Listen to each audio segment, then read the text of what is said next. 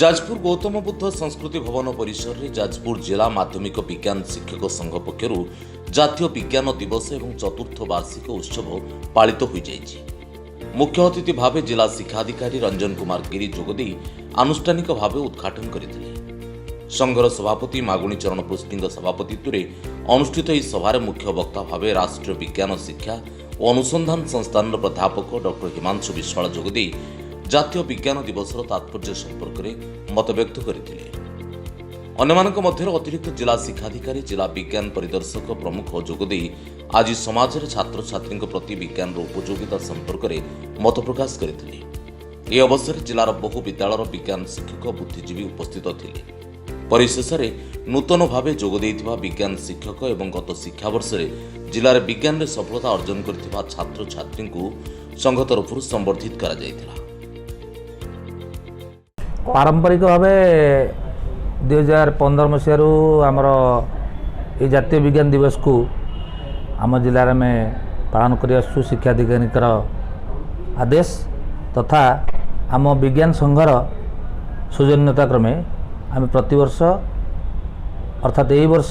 चतुर्थ वार्षिक उत्सव आम पालन करछु। आम संघर वार्षिक उत्सव तथा विज्ञान दिवस आमर आसंती नाइजर जने प्रोफेसर केमिस्ट्री सी आसछन मुख्य वक्ता हिसाब से और मुख्य अतिथि आम जिलार शिक्षाधिकारी महोदय तथा आमर एडीओ 3 जन अधिकारी अच्छा डीएसएस सार अच्छा आम 10टा ब्लॉक समस्त विद्यालय विज्ञान शिक्षक शिक्षयित्री मैंने जोग देइछन्ति। ता सहित आमर ये कार्यक्रम प्रतिवर्ष आम गोटे योजना रखी था जो मैंने विभिन्न स्कूल रू सब विदाय नहीं विज्ञान विभाग रू से हेडमास्टर हूँ असिस्टेंट टीचर हूँ से आम संबर्धित कर प्रति वर्ष आम फेब्रुआरी 28 जातीय विज्ञान दिवस पालन करूँ जोटा कि हूँ आमर जाजपुर जिला माध्यमिक विज्ञान शिक्षक संघ सारा ओडिशा रे 30 जिला भितर कौन जिले में ना केवल आम जाजपुर जिले में ये गोटे संघ राज्य स्तर में कम करुँच। यार मुख्य उद्देश्य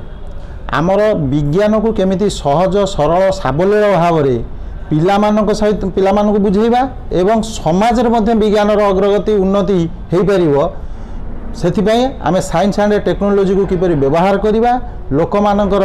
डेवलपमेंट कृषि क्षेत्र हो बा गमनागमन हो बा वाणिज्य व्यापार हो कम्युनिकेशन हो सबुथिरे ए विज्ञान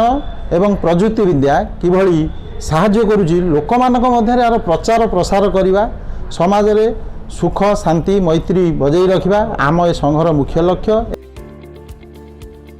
जाजपुर सोनलिखा साहू रिपोर्ट जाजपुर न्यूज।